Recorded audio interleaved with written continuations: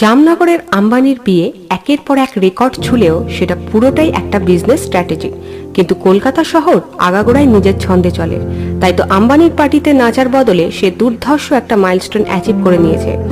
মাটির নিচে নয়, এবার সোজা হুগলি নদীর নিচ দিয়ে মেট্রো ছুটিয়ে 41 বছর পর ফের ইতিহাস তৈরি করলো কলকাতা মেট্রো। দেশের মধ্যে প্রথম আন্ডার ওয়াটার মেট্রো চালু হলো আমাদের মহানগরীতে। গোপাল কৃষ্ণ গোখলে বলেছিলেন, what Bengal things today, India things tomorrow. গত বুধবার 6 মার্চ প্রধানমন্ত্রী নরেন্দ্র মোদীর হাত ধরে ভারতের প্রথম নদীর তলদেশের মেট্রো টানেল উদ্বোধন হলো। যদিও এটি এখনো সাধারণ মানুষের উদ্দেশ্যে চালু হয়নি, তবে খুব শিগগিরই আগামী কয়েক মাসের মধ্যেই এই পরিষেবা যাত্রীদের জন্য উন্মুক্ত করা হবে। গল্পটা শুরু হয়েছিল 1984-তে। দেশের প্রথম পাতাল রেল মাটির নিচে মেট্রো চালিয়ে ইতিহাস গড়েছিল এই মহানগরী। যদিও মাটির নিচে মেট্রো চালানোর প্রথম আইডিয়া ব্রিটিশ ইন্ডিয়ার আমলেই আসে।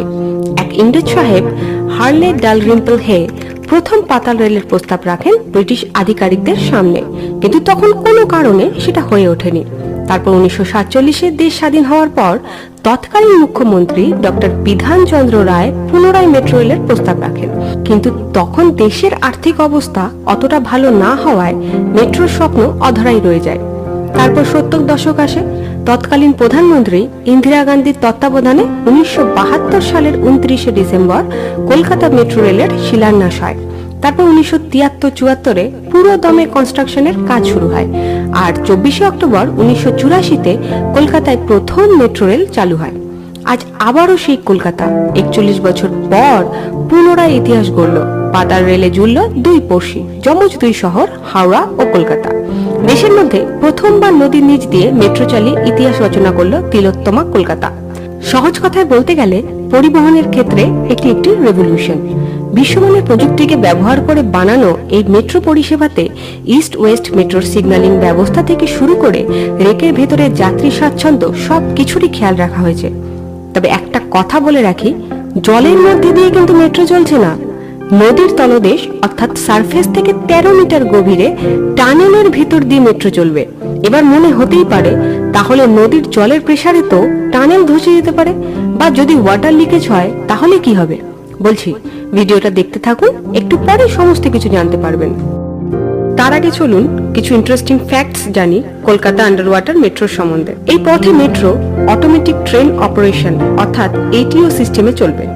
সহজভাবে বললে, মেট্রো ড্রাইভার একটা বোতাম প্রেস করলেই ট্রেন নিজে থেকেই চলবে আর পরে স্টেশনে পৌঁছবে।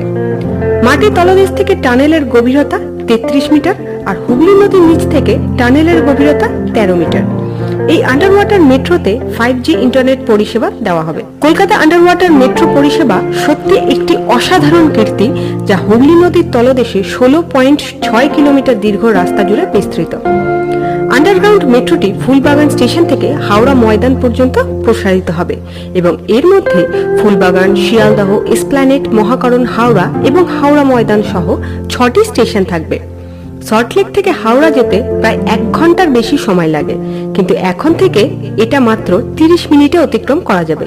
সবচেয়ে মজাদার ব্যাপার, নদী পার হতে ফেরিতে 15 মিনিট সময় নেয় আর সড়ক পথে প্রায় 30 মিনিট লাগে, কিন্তু এখন থেকে সেটা মাত্র 1 মিনিটে সম্ভব হবে আন্ডার ওয়াটার মেট্রোর মাধ্যমে। শুধু তাই নয়, মাত্র 45 সেকেন্ডের মধ্যে 520 মিটার প্রসারিত রাস্তা অতিক্রম করা যাবে। এই অত্যাধুনিক প্রযুক্তির টানেল বানানোর জন্য জার্মান কোম্পানি হারেন্ড কানেক্টসের থেকে বোরিং মেশিন TBM আনানো হয়। এই টানেলটি এমনভাবে ডিজাইন করা হয়েছে যে টানেলে জল কোনোভাবে প্রবেশ করতে পারবে না। হুগলি নদীর নিচে বানানো এই টানেলের ডায়ামিটার 5.55 মিটার। ওয়াটার লিকেজ আটকানোর জন্য টানেলে হাই কোয়ালিটির M50 গ্রেডের কংক্রিটের ব্যবহার করা হয়েছে। টানেলের ভিতরের দেওয়ালের ঘনত্ব 275 মিলিমিটার। এখানেও M50 গ্রেড কংক্রিট ব্যবহার করা হয়েছে।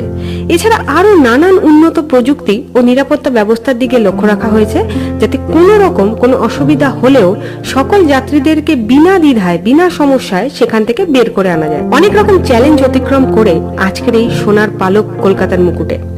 ভিডিওটি কেমন লাগলো জানাতে ভুলবেন না। আর হ্যাঁ, 5 মার্চ ফেসবুক, ইনস্টাগ্রাম যখন ডাউন হয়ে গেছিল, তখন ছোটখাটো প্যানিক অ্যাটাক তো নিশ্চয়ই এসেছিল, কিন্তু জানেন এই ফেসবুক, ইনস্টাগ্রাম কতটা ভয়ঙ্কর? আপনার থেকে বেশি আপনার ব্যাপারে জানে এই সোশ্যাল মিডিয়া প্ল্যাটফর্মগুলো। স্ক্রিনে দেওয়া এই ভিডিওটা একবার দেখে আসুন, তাহলে বুঝতে পারবেন।